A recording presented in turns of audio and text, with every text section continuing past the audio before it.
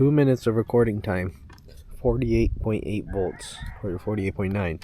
It's damn near dead. 55 is the max, and those first 5 volts take a lot. That at least takes 10 miles if I'm smashing a lot. And I was using dual motor as well. But let's see if it makes it up this crazy ass trail now.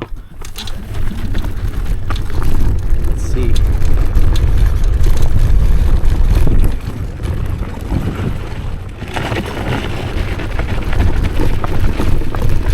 Oh shit, it's not even struggling. That's crazy.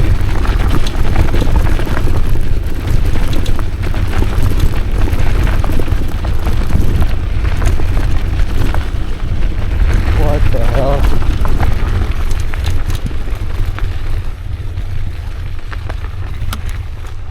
Watch out. Oh yo, how crazy that trail was just right now.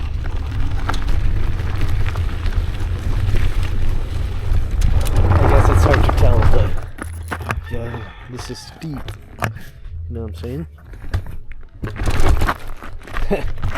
Fucking old ass tractor right there, rotting away.